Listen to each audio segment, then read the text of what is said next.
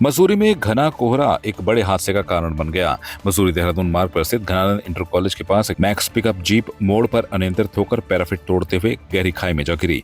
सूचना मिलते ही मसूरी कोतवाल संतोष कुमार के नेतृत्व में पुलिस, फायर सर्विस और स्थानीय लोग मौके पर पहुंचे। समय रहते चालक वीरेंद्र निवासी क्यारकुली गाँव को सुरक्षित बाहर निकाल लिया गया है। उन्हें हल्की चोटें आई हैं और तुरंत उप जिला चिकित्सालय भेजा गया।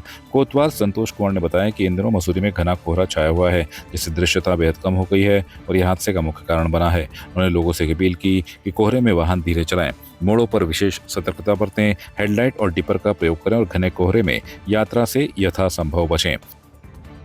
ये अभी 15 मिनट पहले हम लोग किंक्रेट में ही चेकिंग कर रहे थे। किसी के द्वारा बताया गया कि यहाँ घनानंद इंटर कॉलेज के पास एक गाड़ी डिसबैलेंस हो गई, जो है नीचे गिर गई।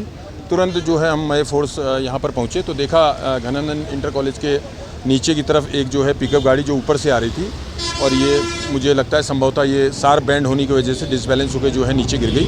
हम तुरंत जो है गए नीचे तो देखा एक व्यक्ति जो चालक था वो जो है सुरक्षित था, और उसके द्वारा बताया गया कि जो है शार्प बैंड होने की वजह से वो काट नहीं पाया। एक ही व्यक्ति था और सुरक्षित है। नहीं, अभी तो ऊपरी तौर पे तो वो बाहर से ठीक लग रहा है, लेकिन फिर भी अगर उसको कुछ वो होता है तो हम उसको निश्चित रूप से हॉस्पिटल भेज के उसका चेकअप करवाएंगे। अब बिल्कुल जैसा कि आप देख भी पा रहे हैं, यहाँ पर मसूरी में इस दौरान जो है बरसात का मौसम है और कोहरा जो है चारों तरफ कोहरा है।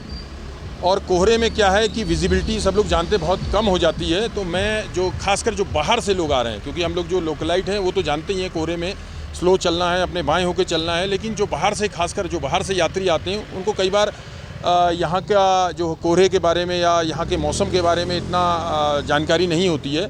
तो मैं आपके चैनल के माध्यम से उन सभी से रिक्वेस्ट करना चाहूँगा कि मसूरी यदि वो आ रहे हैं तो जो है कोहरे को ध्यान में रखते हुए और बरसात के मद्देनज़र और जो शार्प बैंड होते हैं, संकरी रोडें होती हैं, तो अपना स्लो चलें और सुरक्षित तरीके से अपने गंतव्य तक पहुँचें। उत्तराखंड सरकार ने पर्यटन को बढ़ावा देने के लिए मसूरी, नैनीताल जैसे प्रमुख स्थलों के लिए टेम्पो ट्रैवलर सेवा की शुरुआत की है। मुख्यमंत्री पुष्कर सिंह धामी ने इस योजना का शुभारंभ किया, जिसका उद्देश्य पर्यटकों को सुविधाजनक यातायात विकल्प उपलब्ध कराना है। मंगलवार को मसूरी में पहली टेम्पो ट्रैवलर के आगमन पर स्थानीय लोगों में उत्साह देखा गया, लेकिन साथ ही धार्मिक स्थलों के पोस्टर लगे होने को लेकर नाराजगी भी जताई गई। स्थानीय निवासियों का कहना है कि जहाँ एक और सरकार की पहल सराहनीय है, वहीं धार्मिक स्थलों की तस्वीरें टेम्पो ट्रैवलर पर लगाना अनुचित है, क्योंकि यात्रियों द्वारा पान गुटखा आदि से गंदगी फैलाई जाती है, जिससे धार्मिक भावनाएं आहत होती हैं। उन्होंने मुख्यमंत्री से मांग की है कि ऐसे पोस्टर तुरंत हटाए जाएं, अन्यथा आंदोलन किया जाएगा। मसूरी से देहरादून तक सेवा का किराया 126 रुपए तय किया गया है, जिसमें 17 यात्री सफर कर सकते हैं।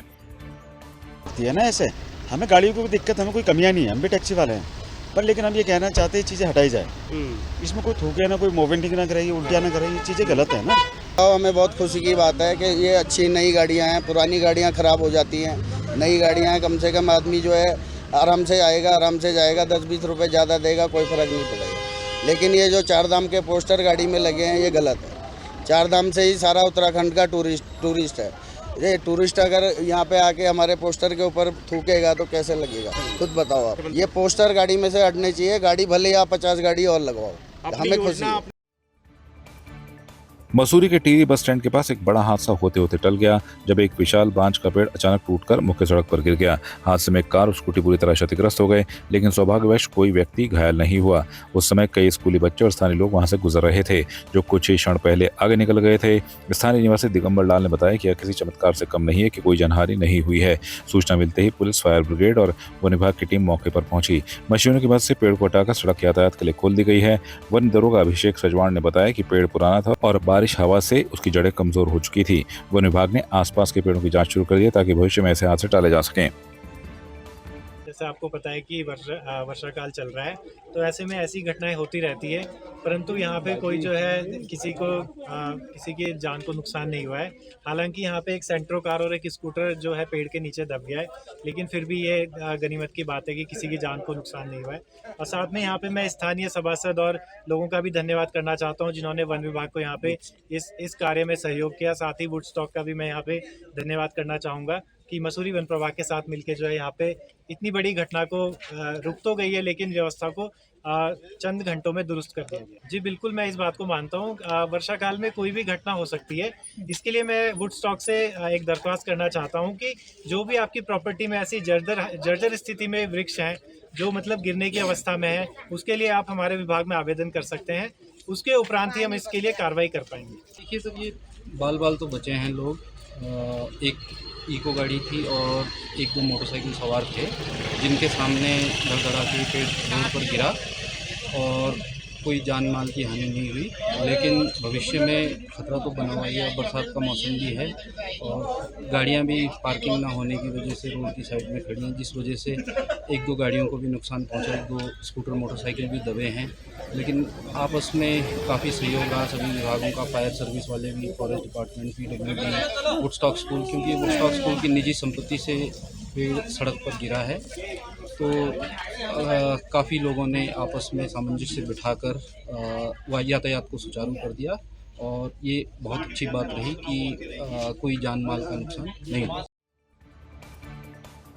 वानप्रस्थ फाउंडेशन ने अल्मोड़ा के द्वारहाट ब्लॉक के रतलखाल में एक निःशुल्क स्वास्थ्य शिविर का आयोजन किया गया, जिसमें 75 से अधिक ग्रामीणों ने भाग लिया। 1.5 साल के बच्चों से लेकर 74 वर्षीय वरिष्ठ नागरिकों तक की जांच की गई। शिविर में रतलखाल के साथ साथ आसपास के गांवों और दूरस्थ क्षेत्रों जैसे बाड़े छीना से भी लोग पहुंचे। शिविर में एम्स दिल्ली से वरिष्ठ बाल रोग विशेषज्ञों ने सेवाएं दी। सभी आयु वर्ग के लोगों को स्वास्थ्य परामर्श, जांच और निःशुल्क दवाइयां उपलब्ध कराई गई। शिविर के उपरांत सामूहिक भंडारे का आयोजन भी किया गया। वानप्रस्थ फाउंडेशन ग्रामीण क्षेत्रों में स्वास्थ्य, शिक्षा, महिला सशक्तिकरण और पर्यावरण संरक्षण पर कार्य कर रही है। संस्था का उद्देश्य दूरस्थ क्षेत्रों तक मूलभूत सेवाएं पहुंचाना और जागरूकता बढ़ाना है। आपकी इस पर क्या राय है, हमें कमेंट कर जरूर बताएं। इसके साथ ही आप हमारे YouTube चैनल को सब्सक्राइब कीजिए। आप हमें Facebook, Instagram, Twitter पर फॉलो भी कर सकते हैं और संवाद 365 के साथ एक क्लिक में जुड़ने के लिए डाउनलोड कीजिए संवाद 365 ऐप।